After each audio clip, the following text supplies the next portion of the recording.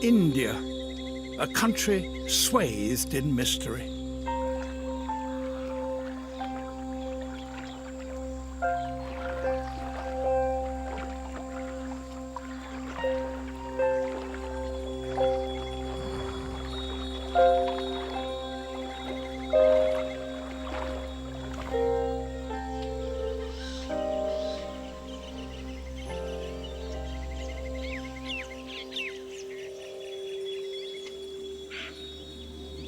Each dawn unveils a land exploding with life.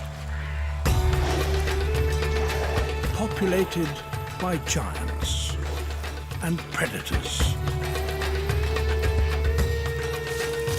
A place of beauty, rarity, conflict, and vulnerable new life. All wrapped up in a land of extremes.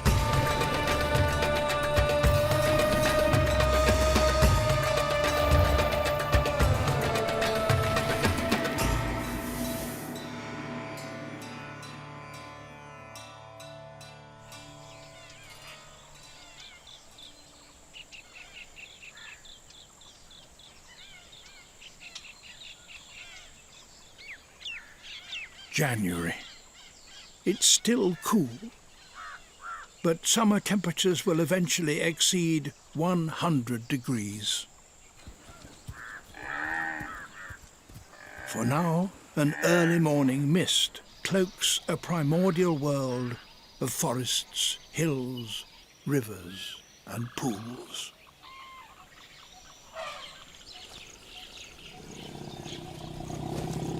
In a remote clearing, a 30-year-old Indian elephant, heavy with milk, guards her newborn calf.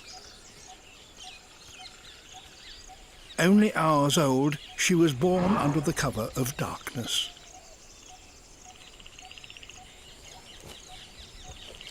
The females of the herd gather to witness her first tentative steps.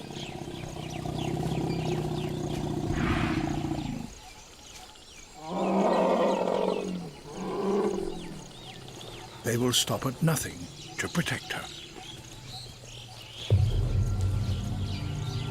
Even with their vigilance, she faces 6 months of drought, fire, and flood. And two of the most extraordinary predators, the Bengal tiger and the king cobra.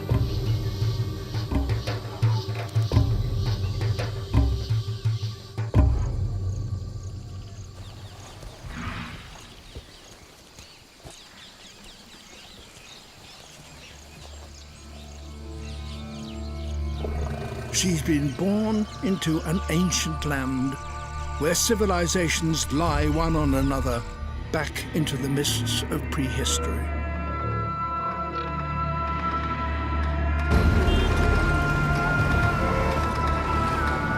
India is home to over 1 billion people, almost 1/5 of the world's population, living on only 2% of the Earth's surface. Congestion, madding crowds, religious devotion,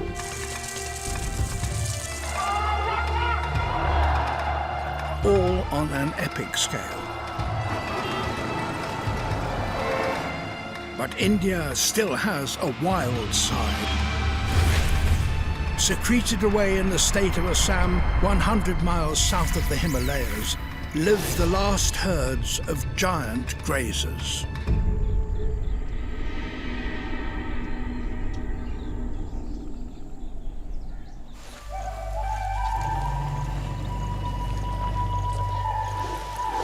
Indian elephants, the largest land animal in Asia.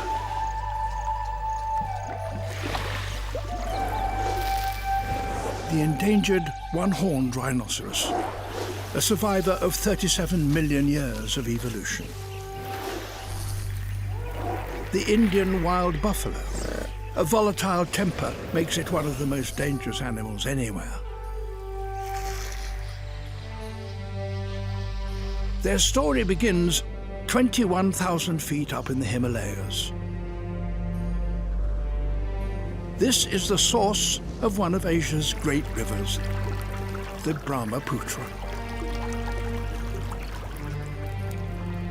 Fed by billions of drops of melting ice, it winds its way across Tibet into India, where its nutrient-rich waters create grasslands that range over an area larger than California.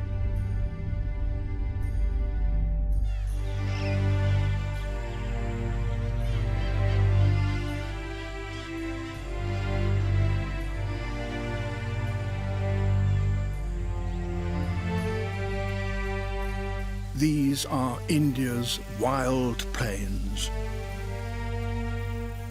a savanna more African than Asian, a place of contrast and variety.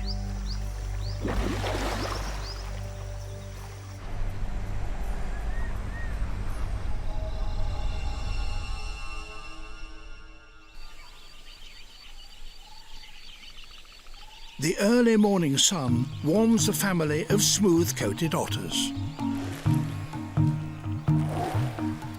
These are the largest otters in Asia.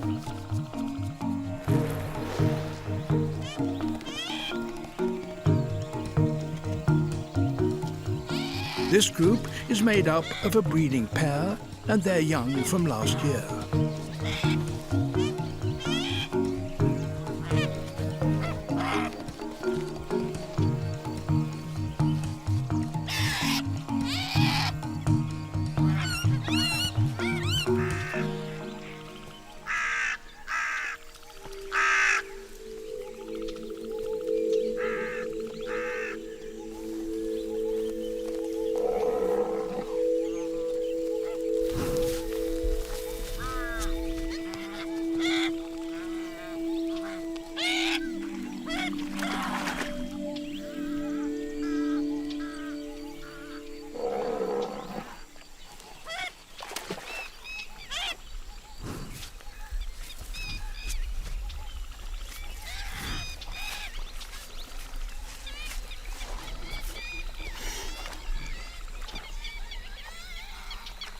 Standing 6 feet tall and weighing 5,000 pounds, the Indian rhino is a formidable beast.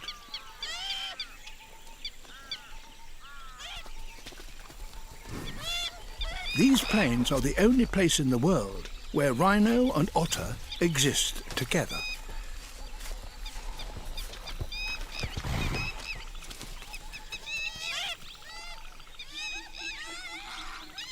Two very different creatures, both beautifully adapted to their environment.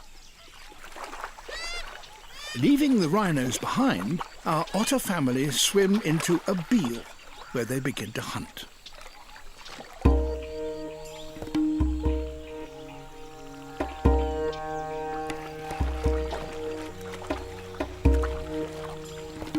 Thick, soft, insulating fur keeps them dry and warm. Nostrils and ears close when diving.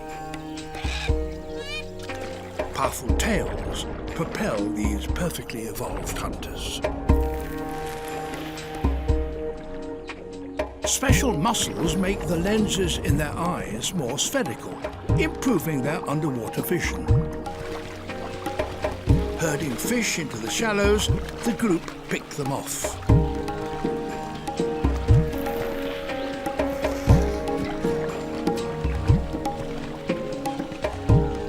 Waters teeming with catfish keep the family fed and playful. Close by, a flock of cormorants employ otter-like fishing tactics.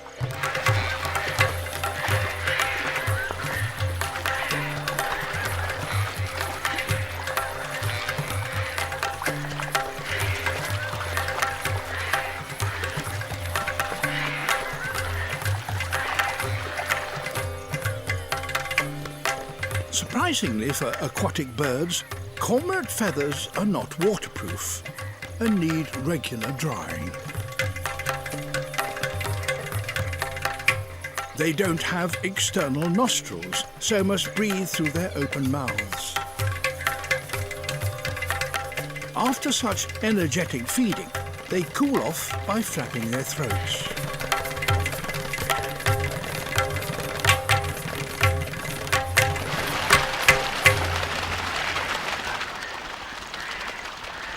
Having exhausted this body of water, the team moves off to fish elsewhere.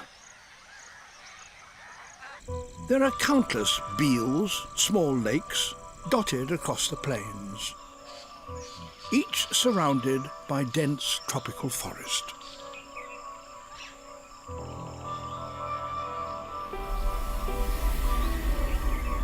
A refuge for some, killing ground for others. Prime territory for ambush specialists.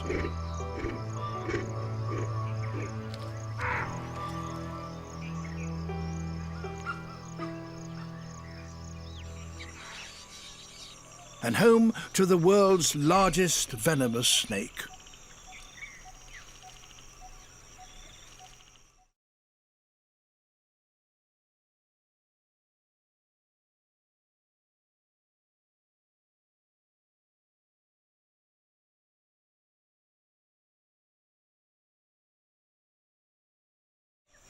The king cobra's Latin name, Ophiophagus, means snake eater. It eats almost nothing else.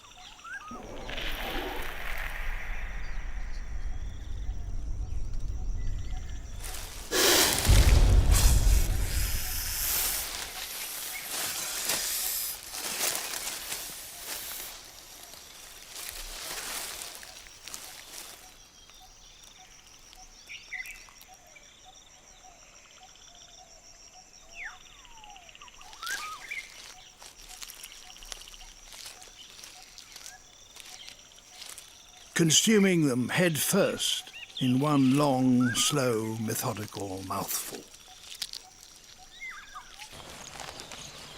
Beyond the forest shade, the plains are baking hot. It's 90 degrees and rising.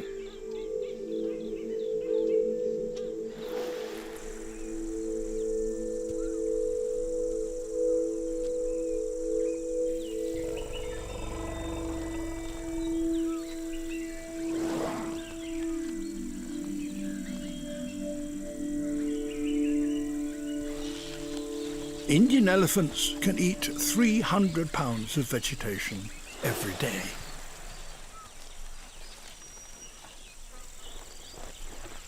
They have a prehensile lip at the end of the trunk for grasping.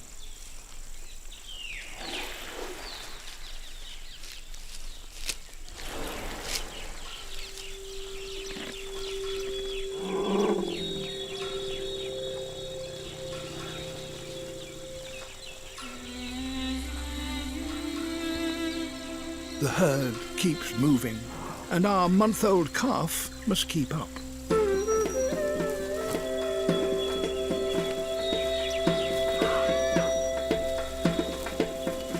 The deep, sun-baked tracks of last year's wet season make it tough going for her.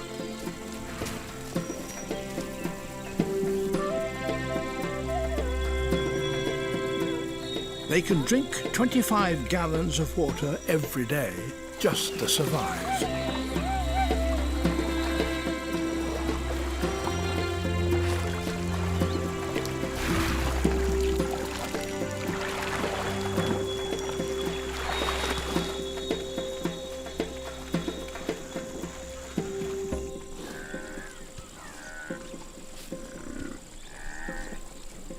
A buffalo matriarch leads her clan to water along corridors created by generations of elephants.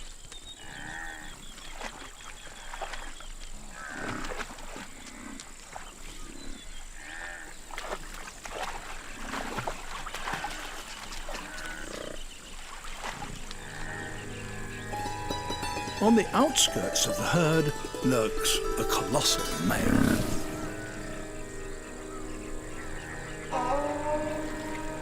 These leviathans weigh over a ton and are armed with the biggest horns of any animal on Earth.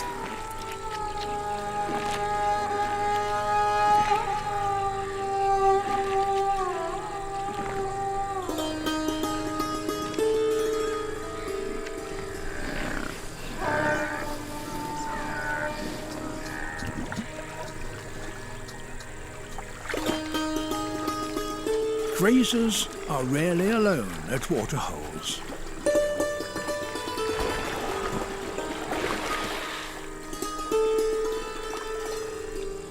The herd gathers around the calf.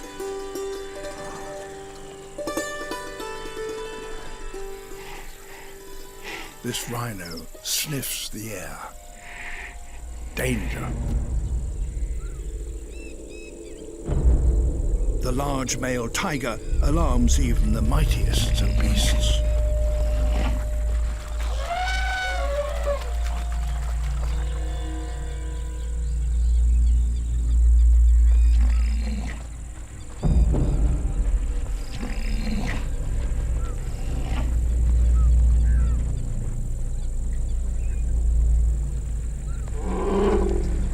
Tigers will attack and kill young elephants.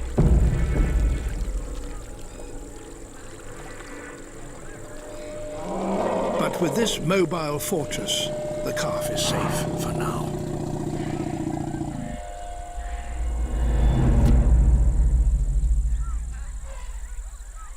However, there is one threat out here that even her aunties can't protect her from.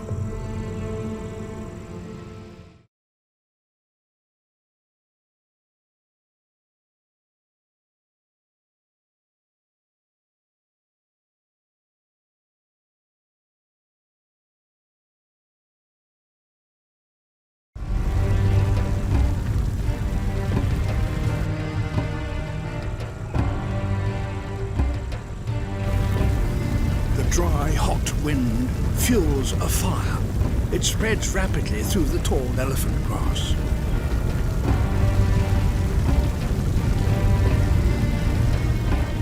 Embers carry on the wind. New fires spring up all around. Crisis for some, opportunity for others. Birds gather around the fringes to feed on insects and small creatures flushed out by the flames.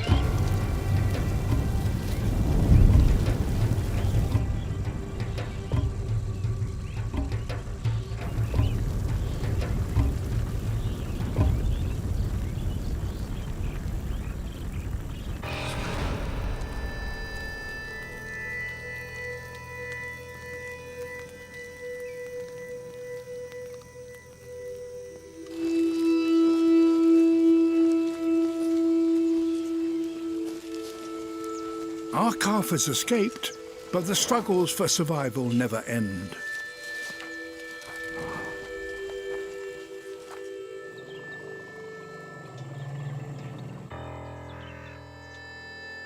The plains resemble a barren wasteland. But almost magically, the land regenerates. Red silk cotton trees burst into life, their large flowers dominating the landscape, attracting pollinators from miles around.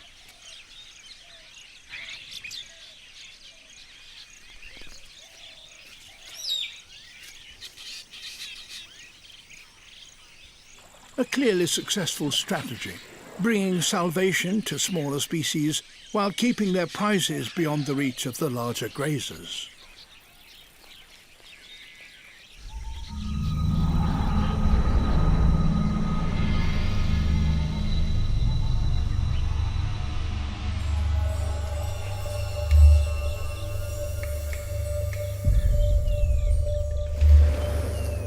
For the next 2 months, daytime temperatures will reach 95 degrees.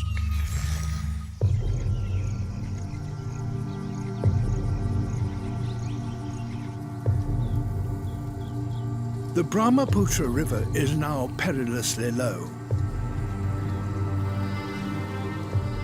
But at 1,800 miles in length and over 2 miles wide, it's still an impenetrable barrier for most animals.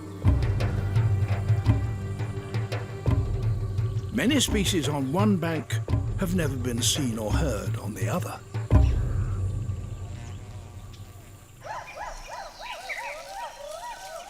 Restricted to the south bank, the Hoolock gibbon is India's only ape. 100 feet up in the treetops, their hook-like hands and incredible strength propel them through the trees with leaps of over 20 feet. Females are brown and the males black.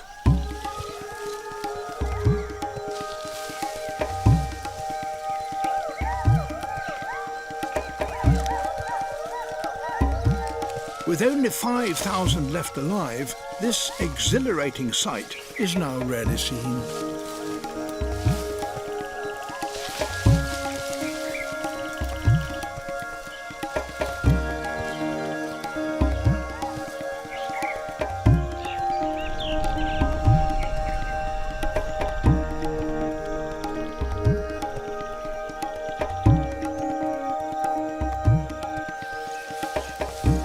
On the north side of the river, India's most endangered monkey, the golden langur.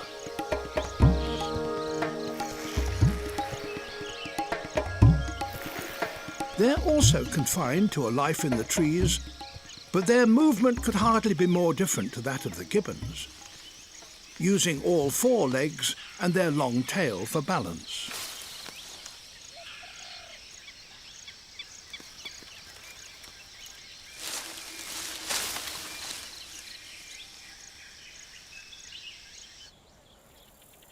The Brahmaputra ensures that the Hoolock and the golden langur will never meet.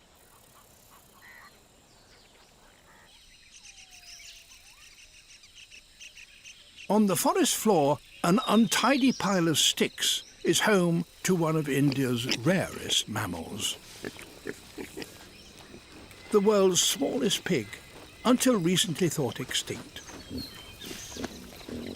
They spend their days rooting for nuts and insects.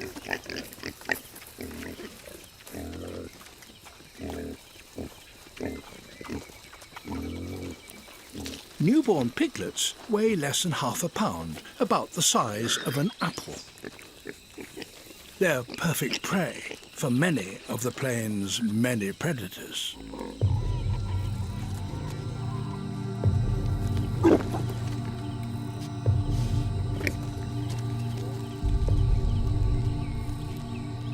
Indian rock pythons can weigh 200 pounds and grow to 19 feet long, or 9 pygmy hogs, nose to tail. They hunt by stealth. Parental grunts keep the piglets close. It doesn't pay to fall behind.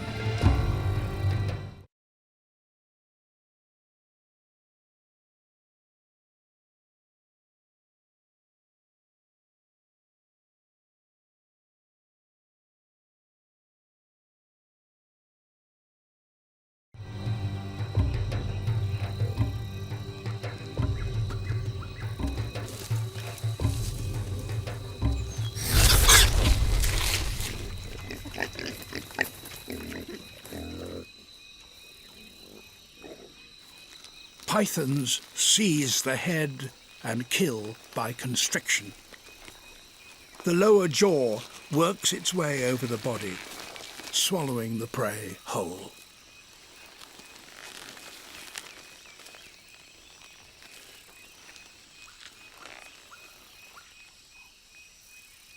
The summer grinds on.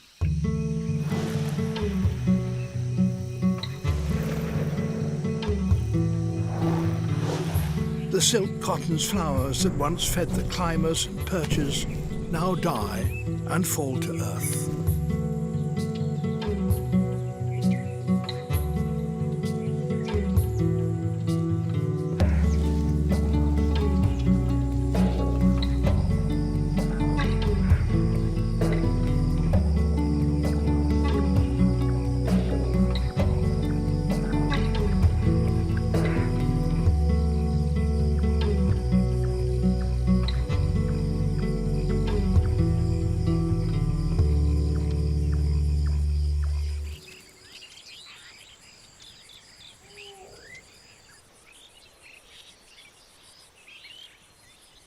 Like a scene from a bygone era, elephant herds gather by a beal.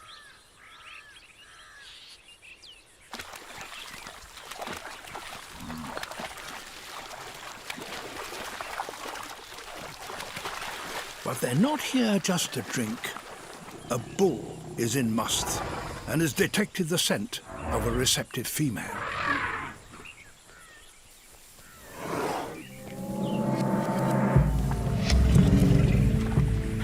This is an unpredictable time of heightened sexual tension. Testosterone levels rise to 60 times normal. He smells the ground, searching for the scent of the right female to mate with. Then moves through the herd.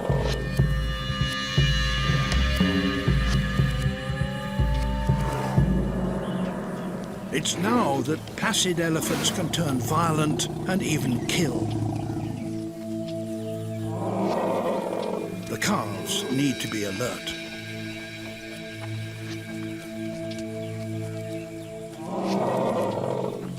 Big bull elephants can weigh 6 tons, almost twice that of a female.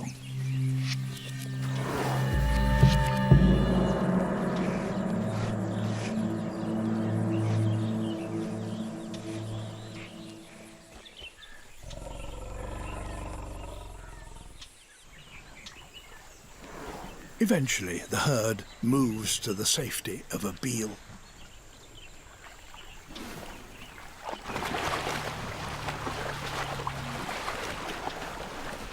Getting about in the water proves just as difficult as it was on land.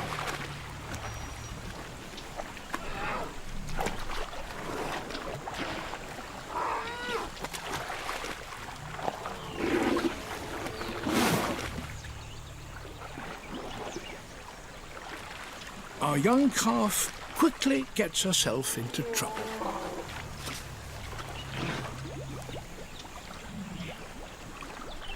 And then out again.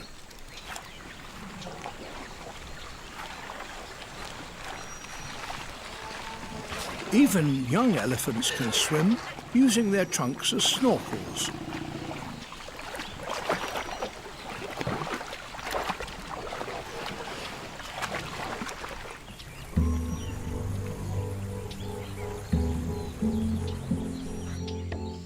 Afterwards, reassurance is given by suckling.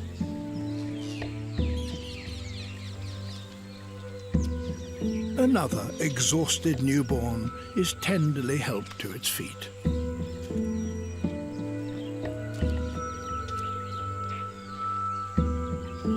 At the end of a long, hot, stressful day, the older calves are in high spirits, unaware of the dangers the undergrowth could hold.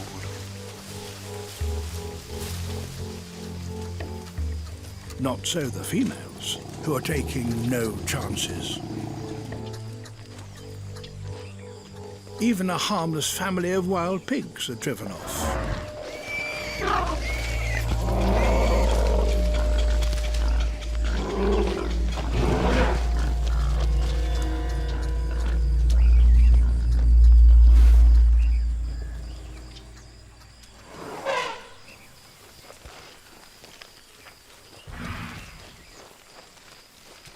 Raising calves within a herd increases their survival chances.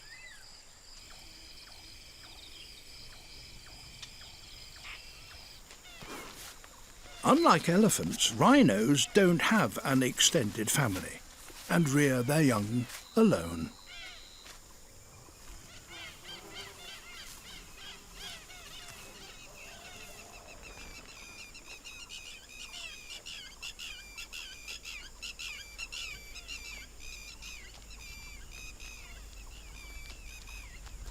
This rhino has just given birth.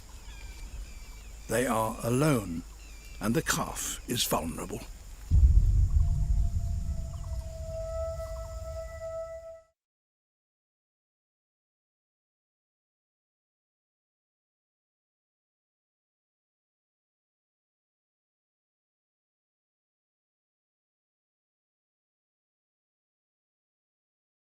The bond between rhino mother and calf lasts 4 long years. She will need all of her wits about her to keep her safe. They have very poor vision, with small eyes positioned on the side of the head.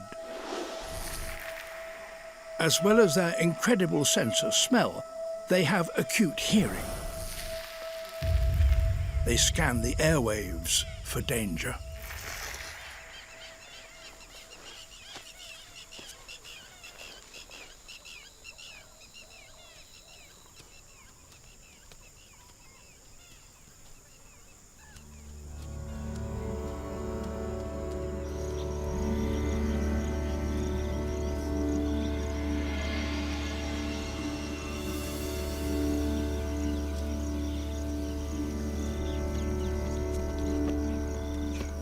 A troop of rhesus macaques descend to feed on plants made available by the shrinking pools.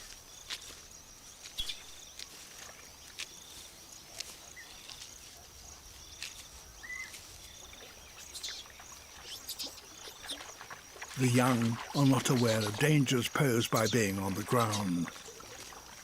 A python would make a quick meal of a macaque.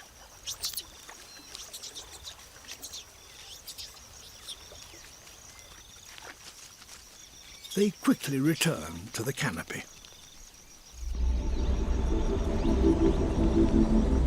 Up here is one especially bountiful food source. Figs fruit around the year and form a major part of their diet. There are close to 1,000 different species of fig in the world. Each has its own symbiotic relationship with its own species of tiny wasp that has evolved over the last 80 million years.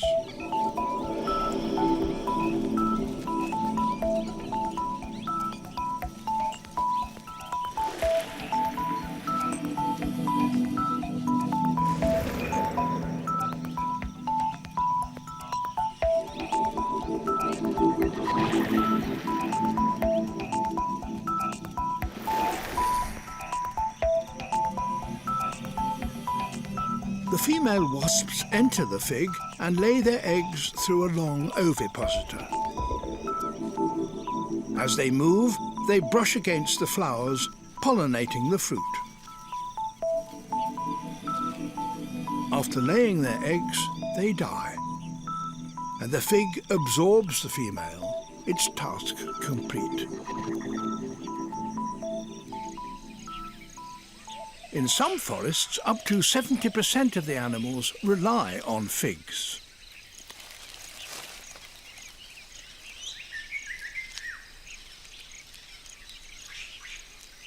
They target the ripest fruits.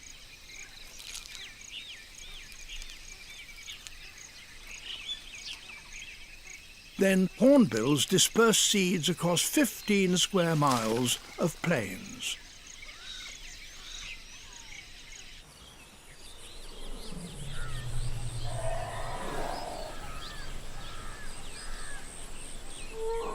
With the land baked hard and the grasses now in short supply, the elephants feed on rafts of water hyacinth, fastidiously cleaning the roots first.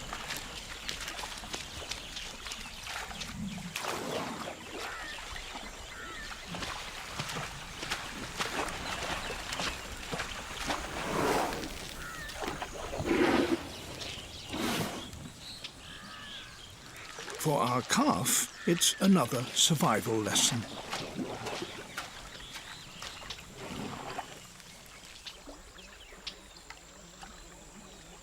The rhino makes the most of a rich source of food.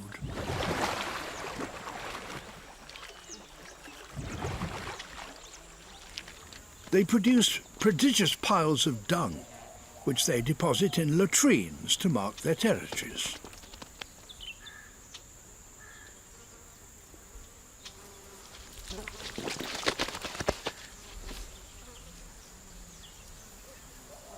Nothing goes to waste on the plains. Butterflies ingest the minerals. Seeds germinate and beetles nibble at the fresh new shoots. But hidden deep in the dung is the best adapted of all the dung pile's inhabitants.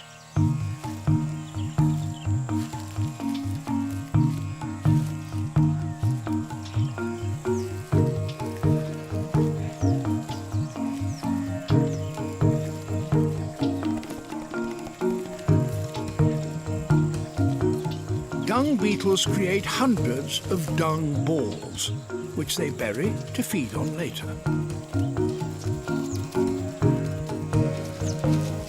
This may look speeded up, but this is real time for the industrious dung beetle.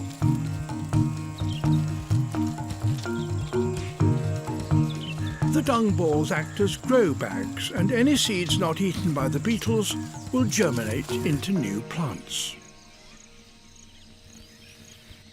The most industrious recyclers on the plains have to be the termites.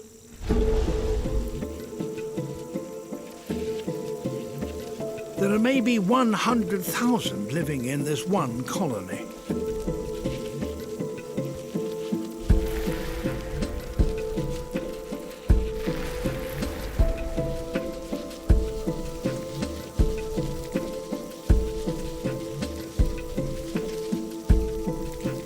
Workers gather mud from deep underground and regurgitate it to build the walls of their mound.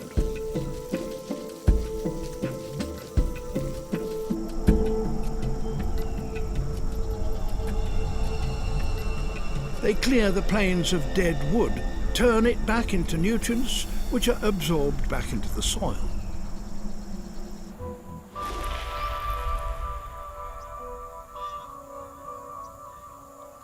The riverbed resembles a desert. It has not rained since November. The plains bake.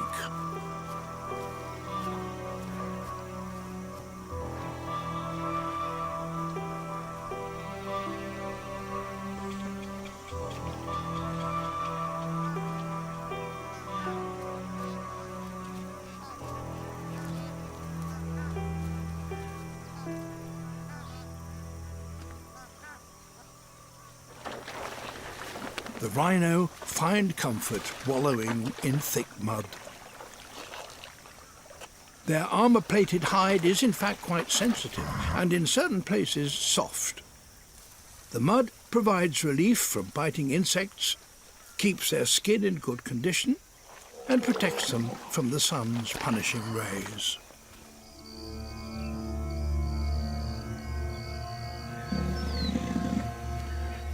Pressure mounts for wallowing space, and tensions rise.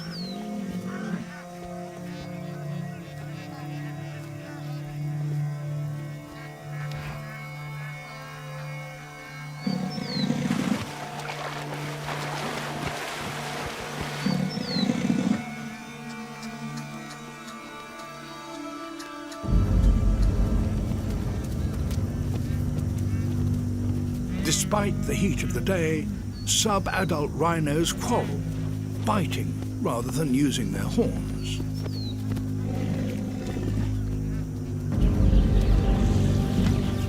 The adults are fully equipped, and battle is fierce.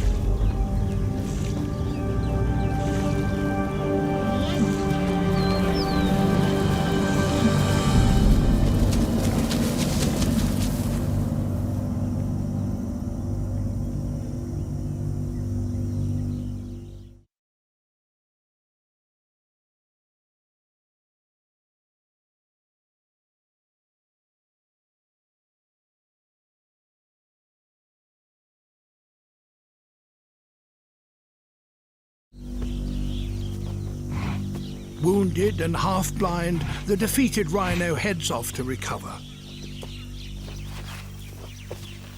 Accompanied as ever by myna birds, which clean up festering wounds and remove bits of loose skin and ticks.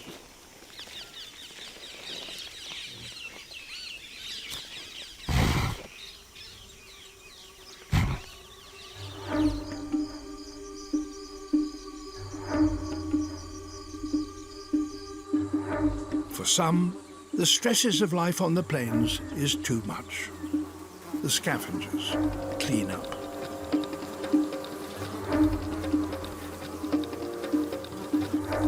At the peak of the summer, there is still food if you know where to look for it.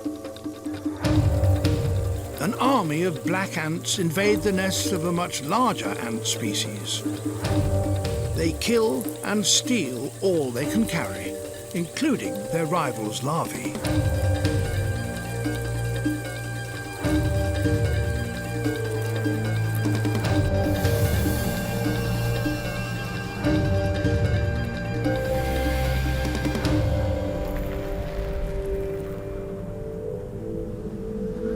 Temperatures continue to climb. The clouds build. The monsoon arrives. Storm clouds build to 10 miles tall and can contain 4 million tons of water, equal to 10,000 Boeing 747s.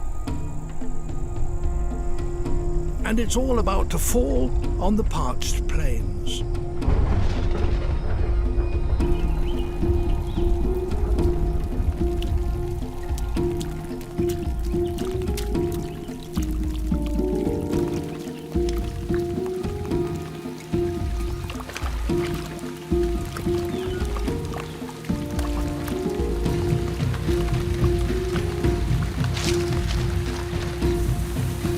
Once shrinking pools begin filling. This will last for 3 months, leading to an explosion of new life.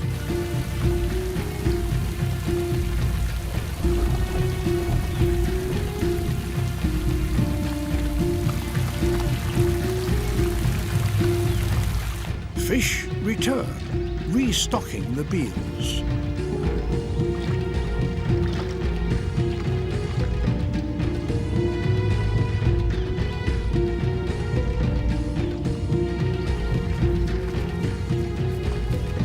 The splayed hooves of the highly adapted endemic swamp deer allow them to negotiate the thickest mud.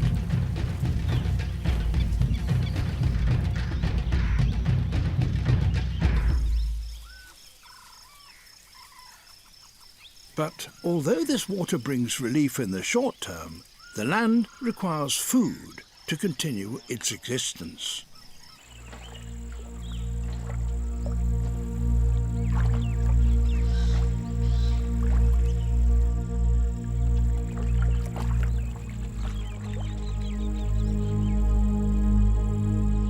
Glacial meltwaters from the Himalayas mixes with the monsoon rains. The Brahmaputra River bursts its banks and floods an area of 12,000 square miles, the size of Belgium. So begins the final cycle. Barren plains change into wetlands. Dry land becomes scarce. The exodus starts.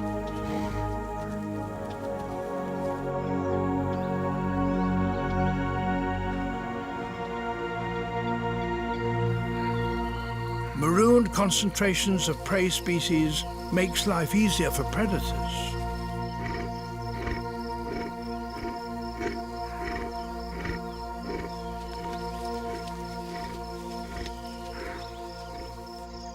The rhino and her calf leave the banks of the Brahmaputra, joining the elephants to find sanctuary in the surrounding hills.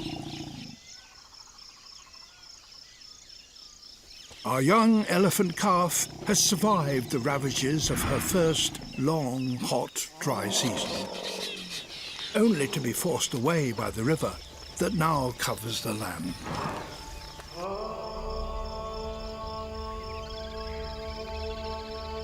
But what at first appears to be destruction is actually creation.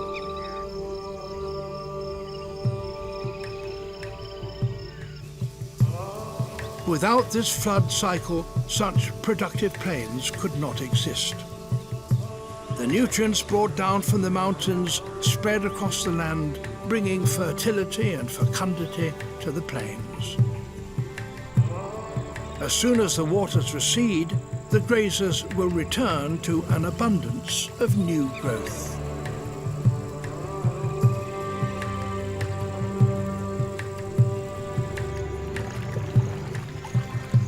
On a land heaving with human life, there are still places where giants are at one with their world. The Brahmaputra River has created an exceptional place of astonishing richness, unique to India and to the earth.